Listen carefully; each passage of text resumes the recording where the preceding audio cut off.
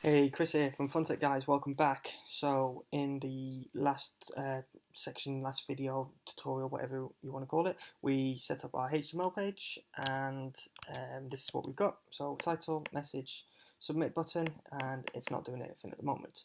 Let's go ahead and set up a database. I'm just going to go ahead and close Bootstrap as well, we don't need that anymore. So I've got a message app here, but let's create a new one and let's call this self um, set, yeah, no, self-destroying. I was just being lazy, I didn't want to type that when we come to connect to the database. So if I could create, what's the name of the table? So let's just call this messages, because obviously this is where all of the messages that get submitted are going to be stored. So number of columns, we're going to want an ID, so we can just reference that one. We could merge this with hash, but we'll just say ID, title, message, and hash. So we need 4, so we don't need to make any edits to this. So let's click go. So, sorry guys, I'm going to apologise just in case I am talking quite fast. I'm quite aware that sometimes I ramble on and talk about absolutely nothing. So I'm trying to speak as quickly as possible and get to the point and cut out all the fluff. So on the top column, let's call this ID. It's an integer. We scroll over. Let's choose auto increment and hit go. Then we're going to want title, which is a varchar, and let's just say 255 because chances are no one's going to put a title in longer than 255 characters. Message, this is text, and hash, let's say this is varchar, and this is however long we want it, but let's just say 50. We're not going to create hashes any longer than 50. So that's it. Nice and simple. Let's have a look, and let's, so all I've done is click into self-destroying database. I'm on the messages table that we've just created, and I'm on browse. We have no messages, so let's go ahead and insert one. So ID 1, title, message, hash, and go. Click on browse, and great. So everything's working as expected. Let's go ahead and connect to our database. I think we're doing all right for time, so let's just merge it all into one video. So we've got a HTML form, we've got a database. Now we want to go to the top of the page and let's open up PHP. Ooh. And I'm just going to declare some variables up here because we're going to need them. So I'm going to say title is null, message is also null. Let's just tidy this up a little bit so it's easy to read. Message is also null, and errors is an array.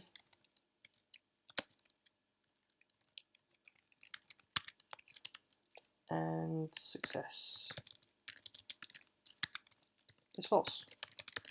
So as you can probably guess, we're just declaring variables here, so we can use these further down the line. So once title has been set, which is down here, title has been set, we're going to store it in this value.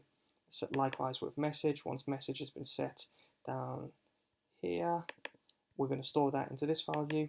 We're going to catch any errors, and then we'll be able to handle what kind of response the user is seeing. So if a success message has been, we've turned success to true, that means obviously we've inserted our content. So let's get rid of the form and let's show the user the actual, click here to view your message. So I'm just going to go ahead and create a new connection. So I want to say DB is a new PDO. Now, I don't think I've done a series on PDO yet, but there's plenty of tutorials out there. But if you're not 100% sure and you want to learn a little bit more, php.net is where you want to go. So PDO. The manual's here, but let's not go into that in too much detail. So basically, PDO PHP data object. We're just connecting. It's a form of connecting to the database. So I'm just going to say MySQL host is 127.0.0.1. DB name is equal to, what do we call it? Self-destructing app. Of course we did. I didn't want to write it out. Let's be lazy. I'm going to copy self-destroying app, and then we're just going to terminate that there, and we're going to pass in our username and password. So obviously if you're doing this on a live server, you put in something a little bit more secure. I have root and no password for my local host, and I'll show you how to get to that. If I just go home,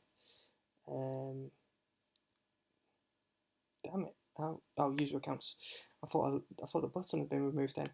So just click on home, user accounts, and I've just got the usernames down here, the host that they'll get listened on, and whether it's got a password or not. Here, no.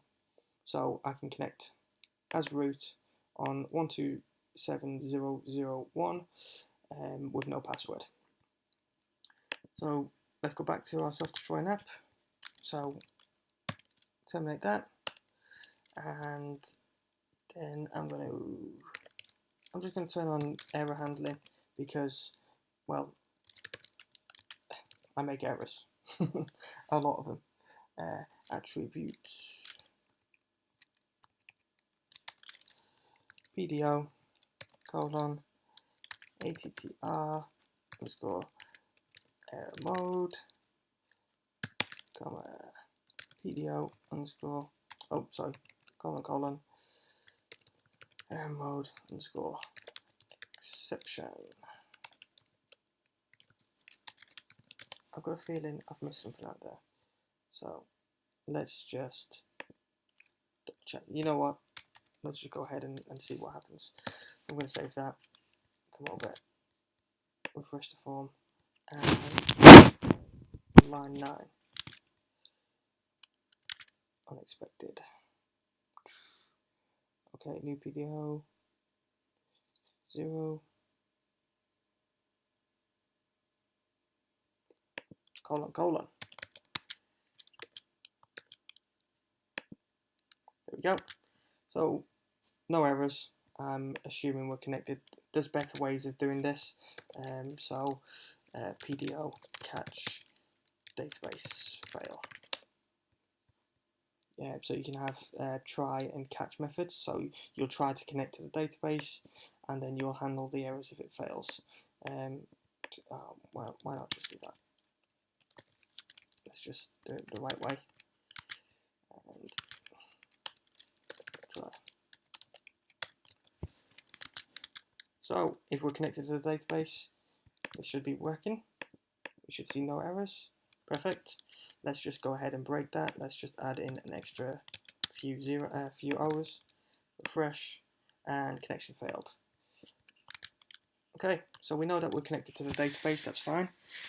Let's go down, and actually, you know what? Let's leave this video here because I have rambled on a little bit. We've connected to the database. We've set up the database, obviously, and we've set up our HTML form. So the next video, we will talk about handling the submission to the database, and we'll just obviously sanitize some data.